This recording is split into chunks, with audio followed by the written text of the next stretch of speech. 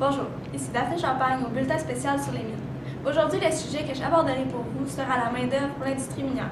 Plus précisément, la place qu'occupent les femmes dans les mines, l'ouverture au multiculturalisme et la formation que l'on doit posséder pour travailler dans le secteur. Alors, Audrey, on peut constater que les femmes occupent une plus grande place dans les mines qu'auparavant. Oui, effectivement, Daphné.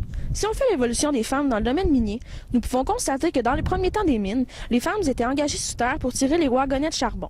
Elles étaient embauchées pour combler des postes qui ne demandaient aucune qualification. Dans le domaine minier depuis plus de 35 ans, Mme Sylvie Prudhomme, directrice des relations pour la minière au Cisco, affirme que la première fois qu'elle est descendue sous terre, les mineurs la regardaient étrangement parce qu'elle était une femme. Par contre, on compte beaucoup plus de femmes aujourd'hui dans le secteur minier, n'est-ce pas? Oui, bien sûr. Comme estime Mme Prudhomme, il y a encore du chemin à parcourir, mais les femmes sortent une ouverture d'esprit dans les mines.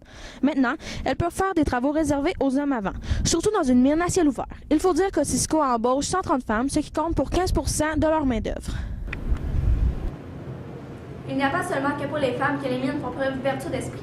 Pensons aussi aux gens venant d'une autre culture. Les entreprises laissent-elles présager une grande tolérance au multiculturalisme? Oui, il y a aussi les gens des autres cultures qui viennent s'installer car ils sentent une grande ouverture d'esprit de la part des entrepreneurs miniers. Il y a plusieurs professions dans le domaine dont opérateur, opératrice. Au Québec, le nombre d'emplois miniers était 10 600 en 2011. On prévoit qu'il passera à 15 300 en 2016 et à 18 500 en 2021. En plus des emplois miniers qui se créeront dans les mines, on aura besoin de plus de 10 000 personnes pour remplacer celles qui se retireront du marché du travail. Certains métiers, comme vous pouvez le constater, exigent beaucoup de formation, comme par exemple les géologues et les arpenteurs géomètres.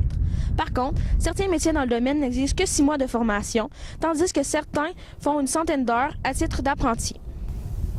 C'était Audrey Parker à la Cité de l'Or. Et Daphné Champagne pour ce bulletin spécial sur les mines.